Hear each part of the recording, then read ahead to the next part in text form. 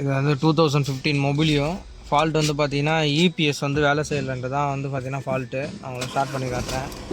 So வந்து பார்த்தீங்கன்னா வண்டி வந்து ஸ்டார்ட் பண்ணிவிட்டு இப்படி அப்படின்னு திருப்பினா கூட இதுவும் ஆகாது. இங்கே பார்த்தீங்கன்னா இபிஎஸ்க்கான லைட் வந்து வார்னிங் லைட் வந்து எரியும். ஸோ இப்போ நம்ம வந்து ஸ்கேன் பண்ணோன்னா அடியில் பார்த்தா EPS control unit internal circuit மால்ஃபங்க்ஷனு, பேட்டரி வோல்டேஜ் லோ. ஸோ இதுக்கு வந்து என்ன பண்ணிட்டுருக்காங்கன்னா வேறு ஒரு இபிஎஸ்ஸே வாங்கிட்டு இருக்காங்க. வேறு ஒரு இபிஎஸ்ஸே வாங்கி இந்த வண்டி வந்து மாற்றது வந்து கஸ்டமர் வந்து ரெடியாக இருந்தார். ஆனால் போட்டுட்டும் வந்து கம்ப்ளைண்ட் வந்து ஓகே ஆகலை, இதே கம்ப்ளைண்ட் இருக்குன்னு சொல்லிட்டு நம்மக்கிட்ட வந்து திருப்பி எடுத்துகிட்டு வந்தாங்க. ஸோ எப்போவுமே வந்து புரிஞ்சுங்களேன், EPS control unit internal circuit மால் ஃபங்க்ஷன்னா போர்டு தான் ஃபால்ட்டாக இருக்கணும்னு சொல்லிட்டு அவசியம் இல்லை. அதுக்கு பக்கத்தில் ரெலவெண்ட்டாக வேறு என்ன கோடு இருக்குன்னு சொல்லிட்டு போகணும். ஸோ இங்கே வந்து பார்த்தீங்கன்னா பேட்டரி வோல்டேஜ் லோ அப்படின்ற ஒரு கோடு ஒன்று இருக்குது. ஸோ அதனால் நம்ம என்ன பண்ண போகிறோம்னா ரீட் டேட்டா ஸ்ட்ரீம் வந்து போய் எடுக்க போகிறோம். இப்போ இது வந்து செலக்ட் பண்ணிவிட்டு இது வந்து ஓகே கொடுக்குறோம். இப்போ வந்து இங்கே ஓகே கொடுக்கும்போது இங்கே பேட்ரி வோல்டேஜ் வந்து எவ்வளோ காட்டுது, 13.7. பட் வந்து இங்கே என்ன ஆகுதுன்னா ஃப்ளக்சுவேட் ஆகுது. உங்களுக்கே வந்து பார்த்தா தெரியும் 14.10 அதுமாரி வருது.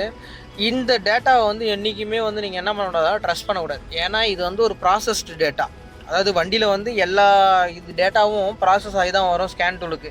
ஏன்னா மாடியூல் வந்து ஒரு ஆவரேஜ் எடுக்கும். ஒரு வேவ் ஃபார்ம் மாரி இமேஜின் பண்ணிங்கன்னா ஒரு சைன் ஃபார்ம் மாதிரி போகுதுன்னா அதை வந்து இதை ஆவரேஜ் எடுத்து இது வந்து கொடுக்கும். என்றைக்குமே நீங்கள் வந்து உங்களோட பேசிக்ஸில் வந்து ஸ்ட்ராங்காக இருந்தீங்கன்னா இந்தமாரி கம்ப்ளைண்ட்டை வந்து நீங்கள் வந்து ரொம்ப ஈஸியாக ரெடி பண்ணலாம். இப்போ ஃபார் எக்ஸாம்பிளுக்கு நான் இப்போ வெரிஃபை பண்ணுறேன் டார்க் சென்சார் வந்து கரெக்டாக வேலை செய்யுதா அப்படின்னு சொல்லிட்டு.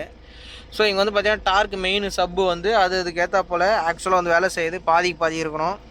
ஸோ வந்து திருப்பினோம்னா மெயின் சப் வந்து ஆப்போசிட்டுக்கு வந்து மாறுது. ஸோ நான் வண்டியை வந்து ரேஸ் பண்ணியும் பார்க்குறேன். ரேஸ் பண்ணும்போது என்ன ஆர்பிஎம் சேஞ்ச் ஆகுது. ஸோ இப்போ வந்து எல்லோரும் என்ன திங்க் பண்ணுறோம், ஆனால் ஓகே எல்லாமே கரெக்டாக தானே இருக்குது, மாடியூல் தான் ப்ராப்ளம்னு சொல்லிட்டு மாடியூல் வந்து கழட்ட ஆரம்பிச்சுறாங்க.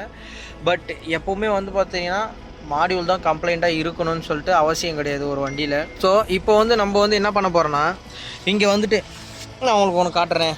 இப்போ இந்த லைன் செக்கரை வச்சுட்டு எப்போயுமே பவர் கிரவுண்டை வந்து எப்பவுமே செக் பண்ணிடணும். நான் என்ன பண்ணியிருந்தேன், பேட்டரியிலேருந்து ஒரு பாசிட்டிவ் போட்டு வந்திருக்கேன்.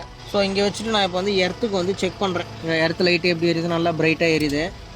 ஓகேங்களா, உங்களுக்கு வந்து நாய்ஸ் கேட்டுருக்கலாம். இபிஎஸ் வந்து என்ன ஆகுதுன்னா சர்ஜ் ஆகுது. ஒரு கிளிக்கு டிக் டிக் டிக் டிக்குன்னு சொல்லிட்டு இபிஎஸ் வந்து கிளிக்கு வரும். ஸோ இந்த கிளிக்கு வரதுக்கு காரணம் வந்து என்னடான்னா அந்த இபிஎஸ்க்கான போதுமான கரண்ட் இல்லை. இப்போ வந்து கிரவுண்டு தான் ப்ராப்ளம் அப்படின்றதுனால நம்ம வந்து இன்னொரு கிரவுண்டு எடுத்து கொடுக்கலாமா கேட்டிங்கன்னா இங்கே பார்த்தீங்கன்னா தெரியும் உங்களுக்கு கிரவுண்டு வந்து கரெக்டாக இருக்குது.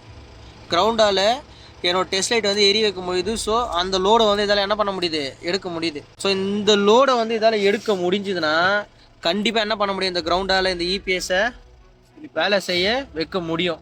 ஸோ அப்போ வந்து கம்பல்சரி என்ன சைடு கம்ப்ளைண்ட் இல்லை, கிரவுண்ட் சைடு கம்ப்ளைண்ட் இல்லை. எப்போவுமே வந்து பார்த்திங்கன்னா பேசிக்ஸில் தான் நம்ம வந்து ஸ்ட்ராங்காக இருக்கணும். ஸோ இப்போ அடுத்தது என்ன பண்ணலான்னா பவர் சைடு பார்க்கணும். நல்லா பார்த்தா கிரவுண்ட் சைடில் டெஸ்ட் சைடு எப்படி இருந்துது, இப்போ பவர் சைடில் செக் பண்ணுறோம். டெஸ்ட் சைடு பாருங்களேன் என்ன ஆகுது தெரியுதுங்களா, டிம் ஆகுதா. இதுதான் வந்து பார்த்தீங்கன்னா ஒயர் ரெசிஸ்டன்ஸ் அப்படின்னு சொல்லுவாங்க. இந்த ஒயர் ரெசிஸ்டன்ஸ் வந்து இருந்ததுன்னா என்ன ஆகுதுன்னா இபிஎஸ்ஸால் வந்து கரெக்டாக வேலை செய்ய வைக்கவே முடியாது. இப்போ ஒன்றும் இல்லை, நம்ம பேட்டரியிலேருந்து ஒரு பாசிட்டிவ் போட்டு வந்தோமா, இந்த பாசிட்டிவ் அப்படியே எடுத்துட்டு இப்போ நம்ம வந்து என்ன பண்ண போகிறோம்னா இப்போ வந்து இங்கே கொடுத்துட்டோம். கொடுத்துட்டு இப்போ நான் அந்த டெஸ்ட் லைட்டை காட்டுறேன் உங்களுக்கு. நான் இந்த டெஸ்ட் லைட்டோட எப்படி எரியுதுன்னு மட்டும் பாருங்களேன். இப்போ இந்த டெஸ்ட் லைட் வந்து இப்போ எரிய வச்ச டெஸ்ட் லைட் எப்படி எரியுது, பிரைட்டாக எரியுதா. என்னோடய ஸ்கேன் டூல் வந்து பார்த்தீங்கன்னா இப்போ பாருங்கள் ரெஸ்பான்ஸ் டைம் எப்படி இருக்குது, ஃபாஸ்ட்டாக இருக்கா, அப் அண்ட் டவுன் மூமெண்ட்டு. இப்போ அடுத்தது வந்து பார்த்தீங்கன்னா நான் ஒரு ஸ்டேரிங் வந்து திருப்புறேன், எனக்கு எவ்வளோ ஃப்ரீயாக இருக்குது மட்டும் பாருங்களேன். இங்கே பாருங்கள், நான் வந்து பாருங்கள் இந்த ஒரு விரல் தான் என்னால் ஃபஸ்ட்டு வந்து என்ன பண்ண முடியாதுன்னா வண்டியை வந்து திருப்பவே முடியாது. இப்போ முடியுதா. ஸோ இப்போ வந்து வண்டி எனக்கு கண்டிஷன் எடுத்துகிட்டு வந்தாச்சு. வண்டி வந்து ஆஃப் பண்ணியாச்சு. ஸோ ஆஃப் பண்ணிவிட்டு ஃபால்ட்டு கூட வந்து கிளியர் பண்ணணும். இன்ஜின் வந்து ஸ்டாப்பில் இருந்தால் ஃபால்ட் கோடு வந்து கிளியர் ஆகும் இந்த வண்டிங்கெலாம். ஸோ இப்போ வந்து பார்த்தீங்கன்னா நோ ட்ரபிள் கோடு. இப்போ நம்ம இதை ரெடி பண்ணோமா இல்லையான்னு சொல்லிட்டு பார்க்குறதுக்கு இங்கே பாருங்கள் இந்த லைட் இருக்கா, இது நம்ம ஸ்டார்ட் பண்ண அப்புறமா ஒரு 30 செகண்ட்ஸில் ஒரு செல்ஃப் டயக்னாஸ்ட் ஒன்று பண்ணோம். செல்ஃப் டயக்னாஸ்டிக்ஸ்னால் இதை சுற்றி இருக்கிற சென்சார்ஸ் ஆக்சுவேட்டர்ஸு ப்ராப்ளமாக இல்லையான்னு சொல்லிட்டு என்ன பண்ணலாம், இந்த மாடியூலில் என்ன பண்ணிக்க தன்னைத்தானியே ஸ்கேன் பண்ணி எல்லாம் கரெக்டாக இருக்கான்னு சொல்லிட்டு சொல்லுவாங்க. இது வந்து என்ன யூஸ் பண்ணால் ஒரு பயாஸ் வோல்டேஜ் ஒன்று யூஸ் பண்ணோம். பயாஸ் வோல்டேஜ்னால் ரொம்ப சென்சிட்டிவ் வோல்டேஜ். அந்த வோல்டேஜை வச்சு சென்சார்ஸு சர்க்யூட்டு எல்லாம் கரெக்டாக இருக்கான்னு சொல்லிட்டு பார்க்கும். ஸோ இப்போ நம்ம வெயிட்டை வந்து கிராங்க் பண்ணுறேன். கிராங்க் பண்ணிவிட்டு இப்போ வந்து பார்த்தீங்கன்னா உங்களுக்கு வந்து தெரியும் பவர் ஸ்டீரிங் லைட் வந்து ஆஃப் ஆகிடுச்சு. ஒன்றுமே இல்லை, கரண்ட்டில் வந்து சர்ஜ் இருந்ததுனால தான் இந்த ஃபால்ட்டு. இப்போ வந்து பார்த்தீங்கன்னா உங்களுக்கே தெரியும் ரொம்ப ஃப்ரீயாகவே வந்து என்ன ஆகுது, ஸ்டேரிங்கு ரிமூவ் ஆகுது. ஸோ இதுக்கு வந்து இன்னொரு இபிஎஸ் மாடியூல் வந்து மாற்றணுன்ற தேவை கிடையாது. இதில் வந்து என்ன ஃபால்ட்டு, இந்த ஒரு ஒயருக்கு வர பவர் வந்து ஃபால்ட்டு. வண்டிக்கான டயக்ராம் பார்க்கல, வண்டியில் வந்து இங்கே தான் வரும் இப்படி தான் வரும்லாம் கிடையாது. சும்மா பேசிக் நாலேஜ், வெறுமனே ஒரே ஒரு லைன் சக்கரை வச்சு மட்டும் என்ன பண்ணிட்டோம், செக் பண்ணி வேலையை வந்து முடிச்சாச்சு. இப்போ வந்து வண்டி வந்து பக்காவாக இருக்குது.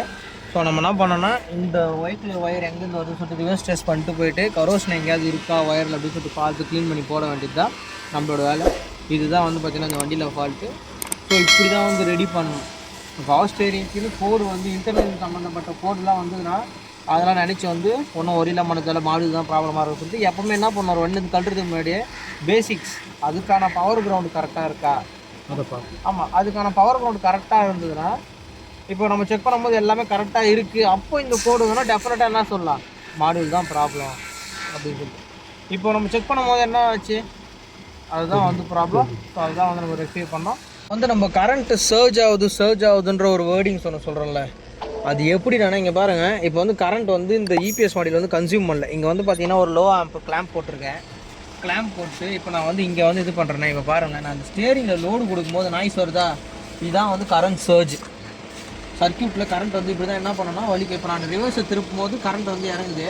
இப்போ அதே ஃபார்வர்டில் திருப்பும் போது பார்த்தீங்கன்னா என்ன ஆகுது, லோடு வந்து இன்க்ரீஸ் ஆகுது. இப்போ நான் அப்படியே ஸ்டெடியாக விட்டுட்டுனா நாய்ஸ் கிடையாது, இது நாய்ஸ் கிடையாது. இப்போ நீங்கள் அப்படியே பாருங்களேன், நான் திருப்பும் போது உங்களுக்கு அப்படியே வரும். இன்னும் தெளிவாக காட்டுறேன்னா உங்களோட கிட்ட எடுத்து கூட காட்டுறேன். இங்கே பாருங்கள், இப்போ வந்து பார்த்தீங்கன்னா இது ஒரு ஸ்டெடி லைனு ஓகேங்களா. இந்த ஸ்டெடி லைனை இப்போ நம்ம அட்ஜஸ்ட் பண்ணும்போது என்ன ஆகுது, ஒரு நாய்ஸ் மாதிரி வருதா. ஸோ இதுதான் வந்து கரண்ட்டு. அந்த மாடியூல் வந்து வலிக்குது உள்ள. அந்த வலிக்கும் போது கரெக்டான கிரவுண்ட் பார்த்து இல்லைன்னா என்ன ஆகுனா சர்க்யூட் வந்து டேமேஜ் ஆகும், திணறும். நம்மள எப்படி மூச்சு திணறது அதுமாரி சர்க்யூட் வந்து திணறும். அப்படி திணறும் போது வந்து பார்த்தீங்கன்னா அதில் என்ன பண்ண முடியாது, என்ன செய்யணும்னே தெரியாது. அதனால தப்பான ஃபால்ட்டு கோடு வருமே. ஸோ என்றைக்குமே ஃபால்ட்டு கோடை வச்சு மட்டும் ட்ரபிள் ஷூட் பண்ணாதீங்க, உங்களோட எக்ஸ்பீரியன்ஸை வச்சு ட்ரபிள் ஷூட் பண்ணுங்கள். அதுதான் வந்து பார்த்தீங்கன்னா உங்களுக்கு வந்து கரெக்டாக வந்து சொல்லும். ஸோ இப்போ வந்து நம்ம வந்து எங்கேயுமே வந்து எந்த ஒரு ஹையான பம்பும் பார்க்கல. ஸோ அது வந்து மோட்டர் வந்து கரெக்டாக வந்து ரன் ஆகுது. ஸோ இவ்வளோ தான்.